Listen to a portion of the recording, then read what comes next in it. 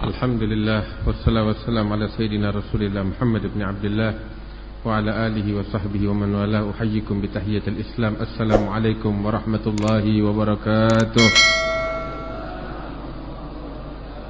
Segala puji bagi Allah Subhanahu wa taala atas segala nikmat yang Allah anugerahkan bakal kita sekalian. Ini malam kita sama-sama merayakan perayaan Maulid Nabi besar Muhammad sallallahu alaihi wasallam. Mudah-mudahan perkumpulan ini membawa keberkahan untuk kita sekalian. Tadi kita dengar dari apa yang disampaikan oleh Al-Ustadz Dainuri tentang seseorang yang merayakan perayaan Maulid Rasulullah sallallahu alaihi wasallam. Kebetulan tetangganya orang Yahudi. Nah, ini keluarga Yahudi dapat keberkahan, dapat percikan rahmat Allah yang turun di rumah tetangga muslim yang bikin perayaan Maulid Rasulullah sallallahu alaihi wasallam, sehingga kebagian hidayat dari Allah Subhanahu wa taala, mereka masuk Islam. Itu Yahudi. Kira-kira bagaimana tuh yang merayakan perayaan Maulid Rasulullah sallallahu alaihi wasallam? Keberkahan yang mereka dapat dari Allah seperti apa? Kalau nih Yahudi cuma dapat percikannya, mereka dapat masuk Islam. Mereka berjumpa dengan Nabi Muhammad sallallahu alaihi wasallam. Sa'adat ad-darain. Dia beruntung dunia dan akhirat. Maka gimana kiranya orang yang mengadakan perayaan Maulid Rasulullah sallallahu alaihi wasallam? Insyaallah dia dapetin keuntungan dunia dan akhirat. Harapan yang terbesar kita sama Allah Subhanahu wa taala agar usia kita ditutup dalam keadaan husnul khatimah. Dan harapan kita kepada Allah Subhanahu wa taala agar kecintaan kita ini benar-benar tumbuh di dalam hati kita, kecintaan kepada Rasulullah sallallahu alaihi wasallam yang mendorong kita agar senantiasa meneladani Nabi besar Muhammad sallallahu alaihi wasallam. Kita kalau udah meneladani Rasulullah sallallahu alaihi wasallam, maka ambil kabar, itulah bukti kecintaan kita kepada Nabi Muhammad sallallahu alaihi wasallam. Sebab kalau cuman kita sekedar cinta, melantunkan salawat, melantunkan syair pujian untuk Rasulullah sallallahu alaihi wasallam, kalau kita ditanya, kenapa sih kita datang kemari? Apa yang menggerakkan kita? Apa yang mendorong kita untuk hadir kemari? Datang dari berbagai tempat. Yang mendorong kita semua akan menjawab karena cinta kita kepada Rasulullah sallallahu alaihi wasallam. Kita membacakan syair pujian untuk Rasulullah sallallahu alaihi wasallam di tempat ini. Apa yang mendorong kita untuk itu? Karena cintanya kita kepada Rasulullah sallallahu alaihi wasallam. Taib. Ketaatan kepada Allah. Ketaatan kepada Rasulullah sallallahu alaihi wasallam. Peneladanan kepada Nabi Muhammad sallallahu alaihi wasallam. Kalau memang cinta betul-betul ada di dalam diri kita, pastinya akan mendorong kita juga untuk mentaati Allah, mentaati Rasulullah, meneladani Nabi Muhammad sallallahu alaihi wasallam, sebagaimana cinta yang sama telah mendorong kita untuk hadir di dalam perkumpulan yang semacam ini. Tapi kalau memang pulang dari sini ketaatan enggak ada, ketakwaan enggak ada, peneladanan kepada Rasulullah sallallahu alaihi wasallam enggak ada, keadaan kita enggak berubah sama Allah. Ya begitu-begitu aja, maksiat tetap maksiat. Berarti dari awal kehadiran kita yang mendorong kita bukan kecintaan kepada Rasulullah sallallahu alaihi wasallam. Sebab kalau memang kecintaan pasti akan mendorong kita untuk takwa kepada Allah Subhanahu wa taala. Karena itu ayyuhal ahbab, ayyuhal ikhwan, jadikan diri kita sebagai manusia-manusia yang betul-betul cinta kepada Rasulullah sallallahu alaihi wasallam. Kecintaan sejati akan membuat seseorang semakin taat kepada Allah. Kecintaan sejati akan membuat seseorang semakin dekat kepada Allah. Kecintaan sejati akan membuat seseorang terus mencari tahu tentang Nabi Muhammad sallallahu alaihi wasallam sehingga dia menjadikan Nabi Muhammad sebagai teladannya. Sehingga ulama bilang, ta'sil ilaha wa anta tudhiru hubbahu. Hadza la'amri fil qiyasi badi'u. Law kana hubbuka sadiqan la ata'tahu. Innal muhibba liman yuhibbu muti'u. Engkau melanggar perintah Allah, engkau bermaksiat kepada Allah, kemudian engkau mengaku cinta kepadanya. Hadza la'amri fil qiyasi badi'u. Ini enggak masuk di akal. Lau kana hubbuka sadiqan la ata'tahu. Kalau cintamu betul-betul tulus kepada Allah dan Rasulnya, pasti engkau akan mentaatinya. Innal muhibba liman yuhibbu muti'u. Sebab seorang pecinta akan selalu mencari kesukaan kekasihnya. Apa yang diinginkan oleh kekasihnya, itu yang dicari. Keadaan pecinta begini. Nah, kita lihat diri kita. Mudah-mudahan Allah jadikan kita sebagai para pecinta sejati kepada Allah dan Rasulnya.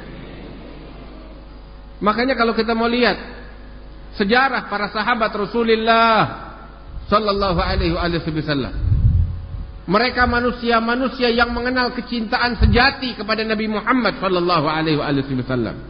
Jadikan mereka sebagai tolak ukur kita. Mereka para sahabat Rasulullah adalah para pecinta sejati. Dan kita harus menjadikan mereka sebagai tolak ukur kita di dalam cinta kepada Nabi Muhammad sallallahu alaihi wasallam. Bagaimana mereka ketika mencintai Rasulullah sallallahu alaihi wasallam? Ada satu orang namanya Sumamah bin Utsal. Sumamah bin Utsal ini, dia dulunya seorang kafir, penjahat besar dari negeri Yamamah. Yamamah itu dia adalah kepala suku dari Bani Hanifah di Yamamah. Yamamah itu negerinya Musailimatul Kadzdzab yang mengaku nabi di zaman Nabi Muhammad sallallahu alaihi wasallam. Wah, ini Sumamah bin Utsal, dahulu dia sebagai kepala suku di negerinya, dia sangat membenci kepada Nabi Muhammad sallallahu alaihi wasallam. Negerinya jauh dari Nabi Muhammad sallallahu alaihi wasallam, tapi kebencian dia kepada Nabi Muhammad udah betul-betul mendalam di dalam hatinya. Dia yang menyebarkan isu-isu yang gak bagus tentang Nabi Muhammad. Siang malam di dalam perkumpulannya dia hanya menyebarkan omongan-omongan yang tidak pantas untuk Rasulullah SAW. Dan Nabi Muhammad suci dari itu semua. Kebencian dia mendorong dia untuk membunuh Rasulullah SAW. Ada Sumamah bin Utsal. Cuman dia gak mampu untuk membunuh Rasulullah SAW. Apa yang dia lakukan? Ketika dia nggak mampu membunuh Rasulullah sallallahu alaihi wasallam, dia mengincar para sahabat Rasulullah sallallahu alaihi wasallam untuk dibunuh. Ini Sumamah bin Utsal. Sehingga nggak sedikit para sahabat yang diculik atau ditangkap atau diburu oleh Sumamah dan pengikutnya untuk dibunuh. Banyak dari mereka yang terbunuh. Sehingga kabar tentang Sumamah bin Utsal itu menggegerkan para sahabat Rasulullah sallallahu alaihi wasallam di kota Madinah. Hingga suatu hari Sumamah bin Utsal ingin melakukan perjalanan ke kota Mekkah. Kebetulan di kota Mekkah pembesar-pembesar orang-orang kafir Quraisy itu punya hubungan erat dengan Sumamah sebagai kepala suku di Yamamah. Hubungan perdagangan, hubungan politik.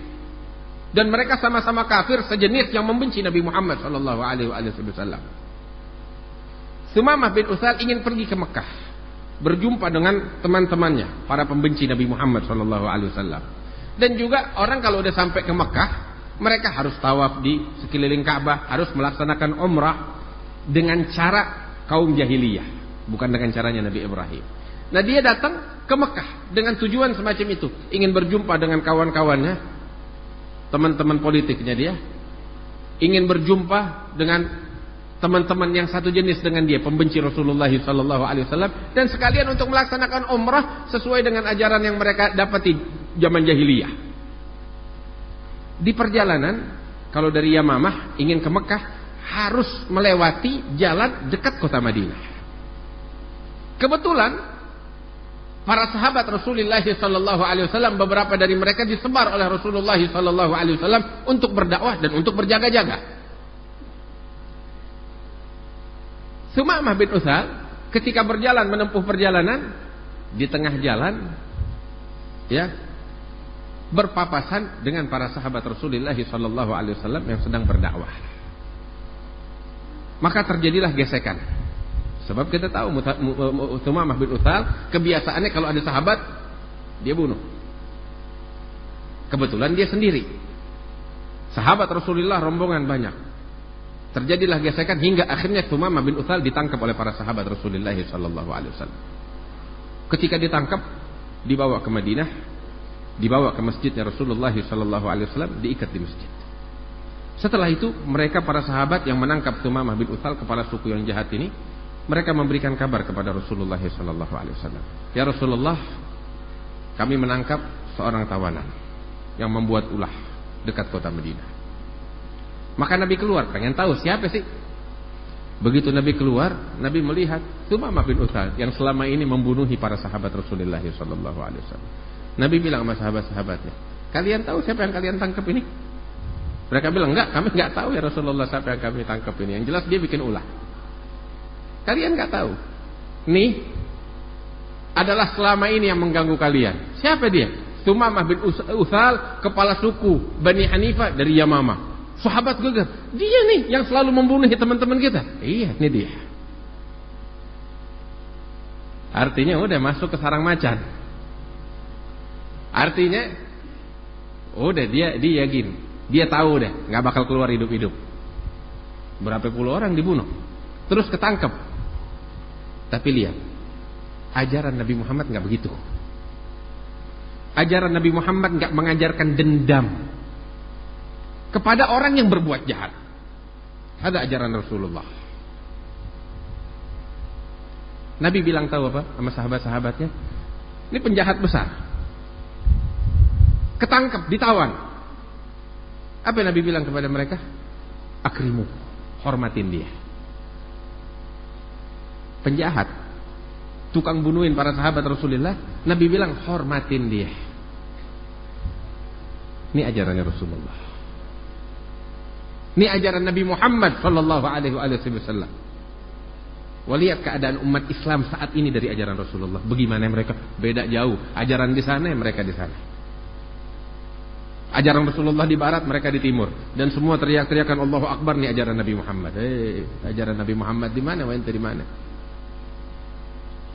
Lihat bagaimana Rasulullah hormatin dia.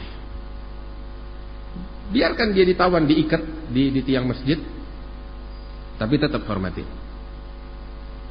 Sehingga tuh para sahabat dengar ucapan Nabi Muhammad SAW semacam itu, udah mereka taat dengan perintah Rasulullah tanpa berpikir dua kali lagi.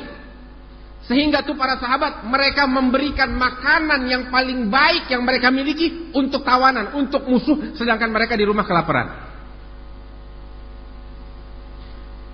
Tanya sama orang-orang barat, tanya sama orang-orang yang teriak kemanusiaan, teriak hak asasi manusia,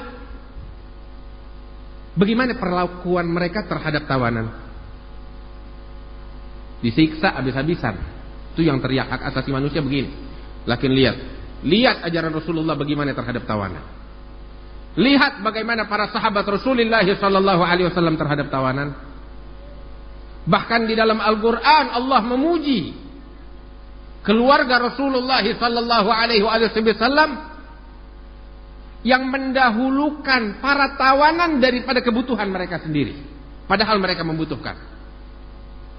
Sayyidina Ali bin Abi Thalib, Sayyidina Ali, Sayyidatuna Fatimah wal Hasan wal Husain,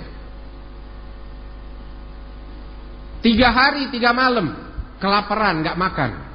Begitu dapat makanan, mau makan, buka puasa, diketok pintu. Siapa yang ngetok? Tawanan. Artinya tawanan tuh dia kafir, bukan orang Islam. Orang Islam nggak bakal ditahan di Madinah. Karena dia kafir jadi tawanan. Ketok pintu, saya minta makan, saya seorang tawanan, berapa hari nggak makan. Sayyidina Ali bin Abi Thalib bilang sama keluarganya, udah, ini malam kita puasa lagi deh, lanjut yang punya pagi. Kasih makan dia, mungkin dia lebih butuh. Itu makanan dikasih para tawanan. Besok lagi dia puasa, mau buka puasa hari kedua, ketok lagi, orang miskin. Ali bin Abi Thalib bilang, udah deh kasih dia, kesian, mungkin dia lebih butuh dari kita. 2 malam terus keluarga nggak makan, lanjut lagi. Hari ketiga juga begitu, anak yatim datang, dikasih, sehingga dipuji oleh Allah. Wa yut'imuna at-ta'ama ala hubbihi miskinan wa yatiman wa asyir. Innama nut'imukum liwajhillah la nuridu minkum jazaan wala syukura. Allah memuji mereka, disebut oleh Allah mereka memberikan makanan, padahal mereka butuh. Berhari-hari mereka nggak makan, tapi mereka dahulukan kebutuhan orang lain, walaupun bukan orang Islam. Mereka berikan makanan kepada anak yatim, kepada fakir, kepada tawanan yang bukan Islam. Apa harapan mereka? Innama nut'imukum liwajhillah. Harapan kami adalah Allah. Kita nggak mau dari kalian ucapan syukur atau penghormatan. Yang kami harapkan adalah keridhaan Allah. Ini didikan Rasulullah begitu. Tsumamah bin Utsal, penjahat besar, dihormati nama para sahabat Rasulullah.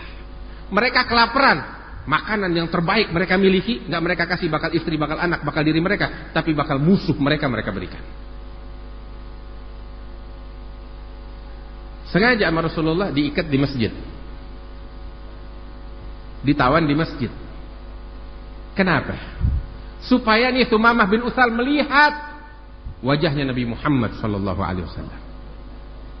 Supaya nih Tsumamah bin Utsal melihat para sahabat Rasulullah yang setiap 5 waktu di sekian waktu yang sangat banyak itu mereka datang ke masjid untuk mendengarkan nasihat Rasulullah sallallahu alaihi wasallam, untuk melaksanakan sholat 5 waktu, wajah-wajah yang bercahaya, wajah-wajah yang mengenal tunduk kepada Allah. Tsumamah bin Utsal melihat tuh wajah para sahabat, mereka berwudu, mereka sholat di belakang Rasulullah. Tsumamah bin Utsal mendengar bacaan Al-Quran yang dibacakan oleh Rasulullah di dalam sholatnya. Gimana gak tersentuh tuh hati? Begini dakwahnya Nabi Muhammad SAW, bukan maksain kehendak. Kalau masuk Islam, kalau enggak gue sembelih. Hada bukan ajaran Rasul. Begini ajarannya Nabi Muhammad. Wali-wali songo kita datang dengan akhlak semacam ini. Mereka tunjukkan begini Islam, sehingga tanpa diajak mereka semuanya tertarik. Mereka menyaksikan begini penghambaan kepada Allah. Tsumamah bin Utsal ngelihat wajah Rasulullah, ngelihat bagaimana sembahyangnya Rasulullah, para sahabat Rasulullah, bagaimana penghambaan diri mereka kepada Allah, bagaimana tangisan mereka, bagaimana sujud mereka kepada Allah. Satu hari ditawan. Pagi hari habis sholat subuh, Nabi menghampiri Tsumamah bin Utsal. Nabi bilang, ya Tsumamah, ma indak. Apa yang ente mau sekarang? Ente ditawan. Tsumamah bin Utsal, dia seorang penguasa di kampungnya. Ketika ditanya begitu sama Nabi Muhammad SAW bilang, ya Muhammad indi khair. Saya punya kabar bagus. Apa itu? Ya Muhammad, kalau engkau ingin membunuhku, silahkan. Aku pun juga udah membunuh. Sahabat-sahabatmu udah banyak yang aku bunuh. Artinya engkau membunuh aku, ya silakan, balas dendam, selesai urusan. Tapi kalau engkau ingin memaafkan aku, maka sungguh engkau memaafkan orang yang tahu berterima kasih. Kalau engkau intamnun alayya tamnun ala syakir. Kalau engkau membebaskanku, memaafkanku, maka sungguh engkau membebaskan dan memaafkan orang yang mengenal terima kasih. Aku akan berterima kasih kepadamu. Tapi bukan itu yang diinginkan oleh Rasulullah dari Tsumamah bin Utsal. Nabi tersenyum dan meninggalkan Tsumamah bin Utsal. Para sahabat tetap seperti biasa ngasih makanan, ngasih segala penghormatan. Hari kedua dia ngelihat salatnya Rasulullah, ibadahnya Rasulullah dan para sahabatnya.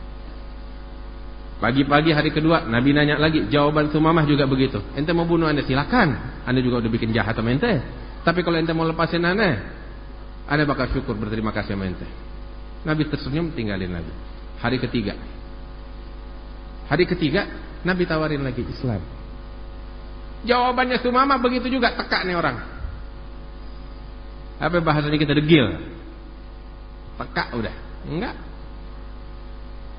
Nabi ngelihat dia tetap nggak mau masuk Islam. Nabi bilang sama sahabat-sahabatnya, udah lepaskan dia. Kalau kita bakal bilang sama Nabi, kalau kita hidup di zaman Rasulullah, ya Rasulullah udah balas dendam aja, sebelah ini penjahat besar. Tapi nggak begitu ajaran Rasulullah. Nabi bilang lepasin dia, udah. Dia lepasin sama sahabat Rasulullah sallallahu alaihi wasallam.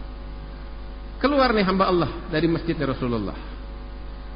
Keluar dari masjid, dia pergi ke ujung kota Madinah. Kebetulan di ujung kota Madinah ada sumur air situ. Dia bersih-bersih, dia mandi. Pakaiannya yang kotor dia lepas, dia ganti baju yang baru. Kemudian dia balik lagi ke masjid. Itu waktu Nabi Shallallahu Alaihi Wasallam lagi duduk sama para sahabat-sahabatnya. Begitu dia masuk ngelangkain orang sampai berdiri depan Rasulullah. Ini sahabat ngelihat dia datang, pada takut semua, takut mau ngebunuh Rasul. Mereka pada berdiri menghadang ini orang. Tiba-tiba Sumamah bin Utsal memberikan isyarat kepada mereka, tenang. Ketika mereka duduk, para sahabat, Sumamah bin Utsal dengan lantang mengatakan, ya Muhammad, persaksikanlah bahwasanya aku telah bersaksi tiada Tuhan selain Allah dan engkau adalah utusan Allah. Terus dia bilang, demi Allah ya Rasulullah, dahulu gak ada di muka bumi wajah yang lebih aku benci daripada wajahmu. Tapi sekarang, setelah aku mengucapkan kalimat la ilaha illallah Muhammad Rasulullah, gak ada di muka bumi wajah yang lebih aku cintai daripada wajahmu ya Rasulullah. Ahbabi, hadirin yang dimuliakan oleh Allah, ini la ilaha illallah begini kalau diucapkan dari dalam lubuk hati yang paling dalam. Pengaruh la ilaha illallah semacam ini merubah keadaan seseorang dengan drastis kalau diucapkan dari dalam lubuk hati yang paling dalam. Tapi kita tanya sama diri kita, bagaimana kita sama la ilaha illallah? Sekali dia ngucap dan dia nyatakan semacam itu, gak ada di muka bumi saat ini setelah aku mengucap la ilaha illallah wajah yang lebih aku cintai daripada wajahmu ya Rasulullah. Bahkan gak cukup sampai di situ. Beliau sampai bilang, ya Rasulullah, dahulu gak ada di muka bumi orang-orang yang lebih aku benci daripada sahabat-sahabatmu ini. Tapi demi Allah, setelah aku masuk ke dalam agama Islam, gak ada di muka bumi manusia-manusia yang lebih aku cintai daripada mereka para sahabat-sahabatmu ya Rasulullah. Gak sampai di situ aja. Kecintaan kalau udah betul-betul bercampur dengan darah daging, seseorang gak cuma cinta sama Nabi aja, segala yang punya hubungan sama Nabi dia juga ikut cinta. Cinta sama Nabi, cinta sama sahabatnya, cinta sama keluarganya, bahkan kepada tanah yang bagaimana? Dia bilang, Sumamah bin Utsal, demi Allah ya Rasulullah, dahulu gak ada di muka bumi negeri yang lebih aku benci daripada negerimu ini, kota Madinah. Tapi demi Allah, detik ini, saat ini, gak ada negeri di muka bumi yang lebih aku cintai daripada kotamu, kota Madinahnya Rasulullah sallallahu alaihi wasallam. Kota Madinah apa? Tanah, batu. Tapi karena punya hubungan erat dengan Rasulullah sallallahu alaihi wasallam, tempat tinggalnya Nabi di situ, jadi kota yang paling dicintai oleh Sumamah bin Utsal. Ini keadaan cinta. Ini keadaan cinta ayuhal ikhwan. Ya Rabb, mudah-mudahan kita dijadikan oleh Allah sebagai pecinta sejati. Ya cuman kita mesti betul-betul cinta sama Rasulullah. Cinta gak datang begitu aja dengan mengucap amin dan selesai. Kalau cuma sekedar mengucap amin alangkah mudahnya. Tapi mudah-mudahan berkat doanya kita kepada Allah, kita dijadikan pecinta sesungguhnya. Minta sama Allah. Ente pengen cinta sama Rasulullah, minta. Minta dengan air mata. Minta dengan tangisan. Kapan kita menangis sama Allah? Jangan tangisan kita depan orang di majelis saja, tapi di dalam kesendiriannya kita di kamar,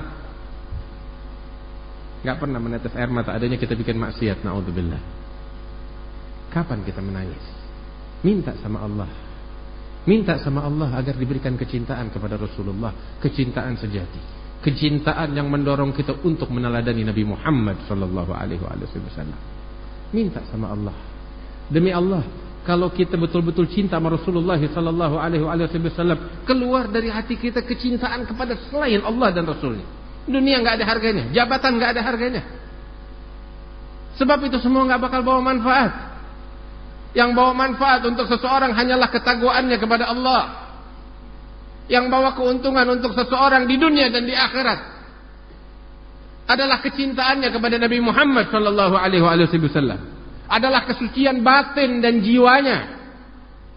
Sebagaimana yang Allah katakan di dalam Al-Quran, yauma la yanfa'u malun wala banun illa man atallaha biqalbin salim. Doanya Nabi Ibrahim bilang kepada Allah di dalam Al-Quran, Allah nyatakan, Allah ceritakan. Nabi Ibrahim berdoa, ya Rabb, jangan kau permalukan aku di hari harta, hari kiamat. Harta, anak, semua urusan dunia, kedudukan dan lain sebagainya gak bakal bawa manfaat. Yang hanya membawa manfaat adalah satu, orang yang datang kepada Allah dengan hati yang suci. Hati yang suci adalah hati yang mengenal cinta kepada Rasulullah. Ya Rabb, mudah-mudahan Allah tanamkan kecintaan di hati kita kepada Allah dan Rasulnya. Berkat perayaan Maulid Nabi besar Muhammad sallallahu alaihi wasallam. Alhamdulillah, ini diadakan acara semacam ini di tempat-tempat kita. InsyaAllah bawa keberkahan. Mudah-mudahan Allah kasih keberkahan kepada bapak-bapak kita yang ada di sini, para asatidah kita, guru-guru kita yang senantiasa mau terus berjuang membimbing umat ke jalan Allah Subhanahu wa taala. Yang ini dengan ilmunya, yang ini dengan doanya, yang ini dengan jabatannya, yang ini dengan hartanya. Itu semua bakal ditulis oleh Allah Subhanahu wa taala sebagai pengorbanan kita untuk Nabi Muhammad sallallahu alaihi wasallam. Nabi Muhammad, acara-acara semacam ini terus makin bertambah dan makin banyak di kampung kita, di tempat kita, dan di negeri Indonesia kita, dan di muka bumi ini, berkat Nabi Muhammad sallallahu alaihi wasallam. Wah, keberadaan majelis semacam ini alhamdulillah bawa manfaat untuk pemuda-pemuda kita. Kita lihat, sebelum ada majelis begini kita dapetin pemuda-pemuda kita yang sibuk dengan mabuknya, yang sibuk dengan pergaulan bebasnya. Tapi alhamdulillah kita disayang sama Allah, ada majelis-majelis kayak begini. Mudah-mudahan Allah memberikan pahala yang besar untuk guru kita Habib Munzir. Walaupun beliau sudah mendahului kita, tapi insya Allah keberkahannya gak bakal putus. Wah, ini majelis bakal terus, insya Allah bakal terus berjalan ila yaumil qiyamah. Berkat orang-orang tua kita, para aulia kita, para salihin yang sebelum kita. Ya Rabbal Alamin. Wa mudah-mudahan setiap niat kita, niat bagus kita di dalam memperjuangkan agama Nabi Muhammad sallallahu alaihi wasallam ditulis pahala yang besar dari Allah Subhanahu wa taala. Ya Rabbal Alamin. Wa ya ajudal ajwadin, wa ya rahimal masakin, wa ya talqatul matin. Ini harapan kita kepada Allah Subhanahu wa taala. Wa insyaallah kita pasang niat yang bagus sama Allah. Ini bentar lagi seperti yang tadi kita dengar dari Ustaz, bakal kita dapat bentar lagi bakal datang malam 12 Rabiul Awal atau hari 12 Rabiul Awal, kita akan mengadakan perayaan Maulid Nabi besar Muhammad sallallahu alaihi wasallam di Monas. Kita sama-sama kita berkumpul, mudah-mudahan kita dapat keberkahan dari Allah Subhanahu wa taala. Ya Rabbal Alamin, pasang niat yang besar, niat yang banyak, minta sama Allah, harapan yang besar kepada Allah. Insyaallah semua doa-doa kita diijabah oleh Allah Subhanahu wa taala, lebih dari yang kita harapkan, lebih yang dari kita angan-angankan, dan mudah-mudahan kita diberikan husnul khatimah oleh Allah dan ditutup usia kita dalam keadaan yang terbaik, keadaan yang diridai oleh Allah Subhanahu wa taala. Ya Rabbal Alamin, dan di hari kiamat nanti kita dikumpulkan oleh Allah bersama Nabi Muhammad sallallahu alaihi wasallam. Ya Rabbal Alamin, wa ajudal ajwadin, wa rahimal masakin, wa dal quwwatil matin. Wa malam ini sebelum saya tutup, kita pengen dengar sedikit qasidah. Ini datang Al-Habib Muhammad bin Mihdhar Al-Habsyi. Beliau datang dari Hadramaut. Beliau ini adalah salah seorang dai dari sana. Suara beliau ngingetin kita dengan para aulia Allah Subhanahu wa taala, dan qasidah-qasidah yang beliau bawakan adalah qasidah-qasidah Imam Al-Haddad, sultan aulia di zamannya, pemimpin para wali di zamannya. Qasidah-qasidah beliau kalau dibacakan, pintu langit dibuka oleh Allah Subhanahu wa taala, doa-doa diijabah oleh Allah Subhanahu wa taala. Sedikit sebagai khitam kita pengen dengarkan qasidah dari beliau sallallahu alaihi wasallam. Muhammad wa alihi wasallam.